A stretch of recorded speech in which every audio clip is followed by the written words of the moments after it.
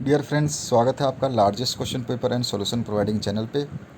हिंदी का आरसोस का पेपर है ये। कोड है 201। पेपर हुआ था 10/9/2020 को। 10 सितंबर 2020 का क्वेश्चन पेपर है। चलिए फटाफट देख लेते हैं कौन कौन से क्वेश्चंस आए थे, हिंदी का क्वेश्चन पेपर कैसा आया था। और बाकी सारे चैनल्स जो है आपको ये क्वेश्चन पेपर प्रोवाइड नहीं कर पा रहे, तो हम करवा रहे हैं आपको। और दूसरी बात ये है कि आपको जितनी पेपर चाहिए उनकी लिंक डिस्क्रिप्शन बॉक्स में डाल दी गई है। पहला क्वेश्चन है, निम्नलिखित प्रश्नों के उत्तर आपको देने हैं। विकल्प दे रखे हैं। तो पावस ऋतु में कौन कौन मौन साध लेता है? इसमें चार ऑप्शन आपको दे रखे हैं, गिल्लू, कोयल, चिड़िया, कौवा। इसमें से आपको बताना है। सेकंड है, पाठ पुरुष का पढ़ो। तो पंक्ति में कवि किस पाठ को पढ़ने क्या कह रहा है? वो आलस्य का, ज्ञान का, घृणा का या पुरुषार्थ का। उसके बाद में है, जनता सकल जहान। पंक्ति में जहान का अर्थ क्या है, इसमें आपको बताना है। इसमें जहाज है, संसार है, स्वर्ग है, कपूर है। देह की पतली कौन है? आलसी, सरसों, चिड़िया या मछली। उसके बाद में, उस्ताद जी आज़ादी क्या होती है, यह किसने पूछा? दर्जी ने, शागिर्द ने, मुसाफिर ने या किसान ने। इसके बाद आज ये निम्नलिखित प्रश्नों के उत्तर आपको 15 से 20 शब्दों में लिखना था। करत करत अभ्यास जड़मती हो सुदान। तो इसमें जड़मती सुजान कैसे बनते हैं ये आपको बताना है। सेकंड है, इसे जगाओ। कविता में कवि किससे जगाने को कह रहा है? और नेक्स्ट क्वेश्चन है, नदियाँ मुंह ढाँप कर रोती हैं। पंक्ति में कौन सा अलंकार है? और समाचार के पत्रों के कौन कौन से प्रकार होते हैं आपको बताना है। और आज़ादी की फसल को कौन काट सकता है ये आपको बताना है। चंद्र गहना से लौटती बेर, कविता में चना कैसे लग रहा है। अब इसके बाद में निम्नलिखित जो काव्यांश है इसको पढ़ना है आपको। और काव्यांश का जो भाव है वो सौंदर्य शिल्प को स्पष्ट करना है। तो यहाँ पर आपको जो दो दे रखे हैं अथवा में, एक बीती विभवरी जागरी ये दे रखा है, और अथवा में दे रखा है फाग गाता मास फागुन। तो ये दोनों आपको पढ़ने थे। और इसके बाद में इसका जो है आपको शिल्प सौंदर्य और भाव सौंदर्य को स्पष्ट करना था। ठीक है, अब चलते हैं नेक्स्ट क्वेश्चन पे। जो आपको क्या पूछा गया था, निम्नलिखित प्रश्नों का उत्तर 50 शब्दों में दीजिए। तो यहाँ पर भी आपको जो है पहले जो कविताएं हैं इसमें इसको पढ़ना है। और यहाँ पर ये जो कविता पढ़ने के बाद में पद्यांश में कवि क्या प्रेरणा दे रहा है ये आपको बताना है। अथवा में पूछा गया था, आज़ादी कविता के अनुसार आज़ादी का क्या मतलब है। और पांचवा क्वेश्चन जो पूछा गया था, निम्नलिखित में से किन्हीं तीन प्रश्नों के उत्तर 25 शब्दों में दीजिए। तो यहाँ पे चार ऑप्शन से इसमें से तीन के आंसर्स देने थे आपको। फाग गाता मास फागुन आ गया है, पंक्ति में कौन सा अलंकार है? प्रयुक्त अलंकार का लक्षण लिखिए।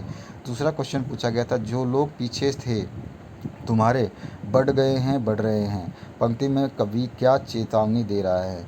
रहीम के अनुसार कोयल मौन क्यों साध लेती है? और इसे जगाओ कविता के अनुसार बेवक्त जागने पर क्या होगा?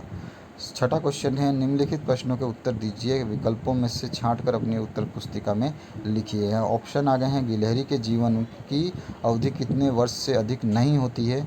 और इसमें चार ऑप्शन है, 1, 2, 3, 4।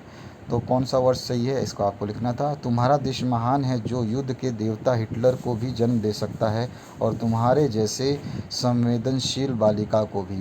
वाक्य में तुम्हारे जैसे किसके लिए प्रयुक्त हुआ है? क्रिस्टल हेल्ड के लिए, मदर टेरेसा के लिए, रोहिणी के लिए और रोहिणी के लिए। इसके बाद में आ जाइए, जो नेक्स्ट क्वेश्चन है, संपादक की टिप्पणी को कहते हैं संपादन, ब्यौरा, संपादकीय या इंट्रो।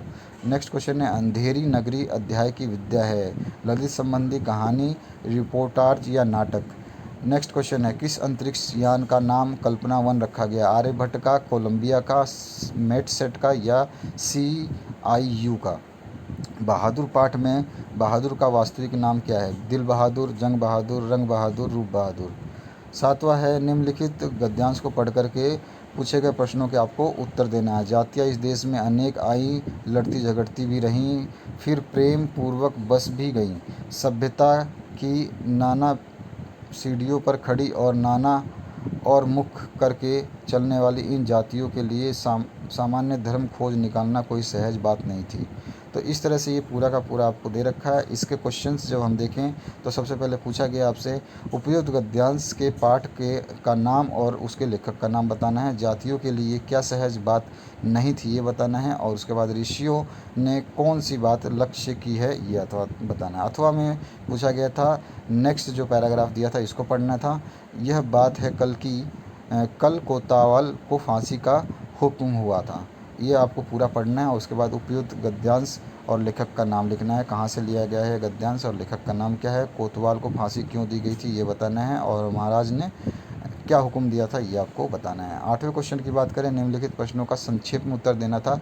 बहादुर घर से भागते हुए भी अपने निर्दोष होने का सबूत कैसे दे जाता है, और गिल्लू ने लेखिका का ध्यान आकर्षण करने के लिए क्या क्या उपाय खोज निकाला। तीसरा है मदर टेरेसा, आप इस जर्मन लड़की के साथ प्यार से रहती हो, प्रश्न का क्या उत्तर दिया उन्होंने। और बेचैंद्री अपनी पढ़ाई का खर्चा कैसे जुटाने लगी, और समाचार स्रोत किसे कहते हैं। राजकुमार के अनुसार गौरैया को ठंड क्यों नहीं लग रही थी, ये आपको बताना है। निबंध के प्रमुख अंगों के नाम लिखने हैं। 9th क्वेश्चन में 20-20 शब्दों में आपको आंसर लिखना है। महंत गोरध गोवर्धन दास को इस नगर में रहने के संबंध में क्या सीख देते हैं। और लेखक के अनुसार नाखून बढ़ना हमारी किस प्रवृत्ति के अवशेष हैं। और वाजिद अली शाह के समय में लखनऊ का वातावरण कैसा था। कार्यकाली पत्र क्या होता है, संक्षिप्त में इसका परिचय देना है। 10वां क्वेश्चन पूछा गया था, निम्नलिखित प्रश्नों में से किन्हीं 3 के उत्तर 40 से 50 शब्दों में लिखने हैं। अंधेरी नगरी नाटक शासक प्रशासन की व्यवस्था कैसे उजागर करता है। और शतरंज के खिलाड़ी कहानी का संदेश लिखना है। नाखून क्यों बढ़ते हैं, पाठ के अनुसार हमारे शरीर की अन्यास प्रवृत्तियाँ कैसी एवं क्यों हैं। समाचार एवं विज्ञापन की भाषा का अंतर स्पष्ट कीजिए। इसके बाद आ जाइए, निम्नलिखित अपठित गद्यांश को पढ़ करके। ये फिर से गद्यांश है और लेकिन ये आपकी बुक से नहीं है, अपठित है, यानी कि बाहर से आता है एक गद्यांश, उसको पढ़ने के बाद मैं आपको पूछे गए क्वेश्चनों के आंसर देने पड़ते हैं। तो यहाँ पे सविद्या या विमुक्ति अर्थात विद्या अथवा शिक्षा वही है जो हमें मुक्ति दिलाती है। तो इसमें जो ऑप्शंस पूछे गए थे इसको पूरा पढ़ना है। और क है सा विद्या मुक्ति का अर्थ क्या है, यहाँ पे लिखा है वो विद्या जो हमें मुक्ति दिलाती है, या वो शिक्षा या विद्या हमें जो मुक्ति दिलाती है। शिक्षा से हमें किन क्षेत्रों में मुक्ति मिलती है, यह मुक्ति अज्ञान से, अंधकार से व अकर्मण्यता से मिलती है। बालक के समक्ष क्या स्पष्ट होना आवश्यक है, तो बालक के समक्ष जो क्या नाम है औपचारिक शिक्षा प्राप्ति का उद्देश्य है ना, उसके सामने समक्ष होना जरूरी है।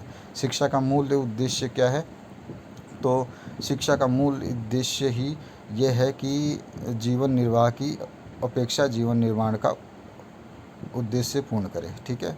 और गद्यांश का केंद्रीय भाव लिखिए, तो शिक्षा का उद्देश्य लिख सकते हैं या विद्या का उद्देश्य लिख सकते हैं, ये भी आप लिख सकते हैं। 12वां क्वेश्चन है आपका, निम्नलिखित अपठित काव्यांश को पढ़ करके दिए गए प्रश्नों को आपको उत्तर देना है। ये भी अपठित है, आपके बुक से नहीं आया है, इसको पहले पढ़ना है, समझना है इसको क्या बोला जा रहा है।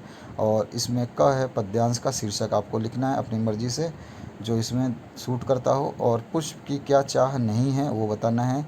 देवताओं के सिर पर चढ़ पुष्प क्या नहीं चाहता और पुष्पमाली से क्या चाहता है। कविता का मूल संदेश आपको लिखना है, इस पूरी कविता में क्या कहा गया है, एक्चुअली ये कविता क्या समझाना चाहती है। 13वां है, निम्नलिखित गद्यांश का सार लगभग 1/3 शब्दों में लिखिए। इतनी बड़ी है, इसका 1/3 मतलब 2 लाइनों से 3 लाइनों में आपको इसको पूरा आंसर आपको लिख देना है पढ़ने के बाद में। पृथ्वी माता है, मैं उसका पुत्र हूँ, ये स्वराज्य की भावना है, इसको पढ़ना है पहले।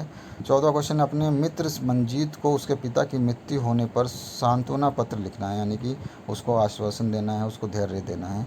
और स्वयं को रावत भाटा निवासी नरेश मानकर अपने प्रधानाचार्य राज्य के उच्च माध्यमिक विद्यालय रावत भाटा को विद्यालय खेल गतिविधियों को सुचारू व्यवस्था हेतु प्रार्थना पत्र आपको लिखना है।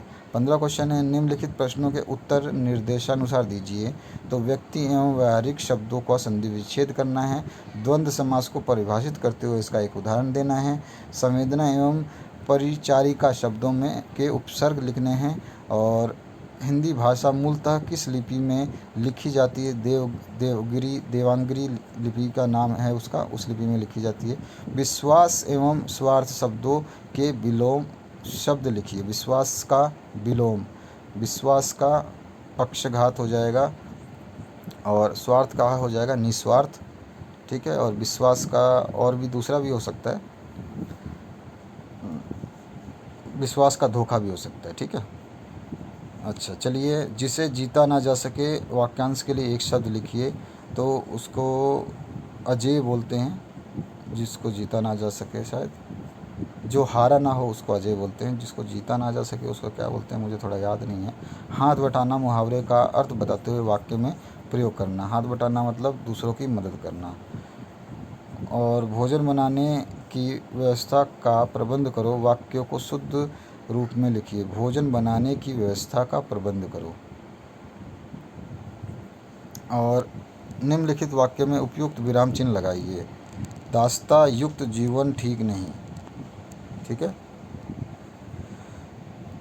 अब यहाँ पे क्या करना है, यहाँ पे पूर्ण विराम या अल्प विराम लगाना है। दास्ता युक्त जीवन, जीवन के बाद लगेगा फिर ठीक नहीं, फुल स्टॉप।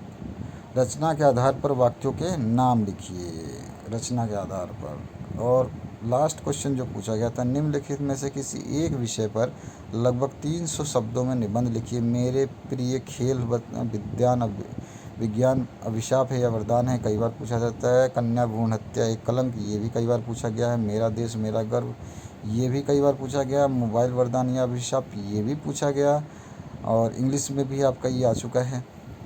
तो सारे क्वेश्चंस आपके अच्छे आए हैं। क्वेश्चन पेपर सारे मुझे सही लगे हैं आपके। और सभी की जो आंसर की हम बता सकते थे, हमने उनके सारे आंसर्स की डाल दी हैं। आप उनको देखने के लिए डिस्क्रिप्शन बॉक्स में जा सकते हैं, उसकी लिंक मिल जाएगी R SOS 10th class papers की। Thank you very much for watching this video. बने रहें इस चैनल के साथ।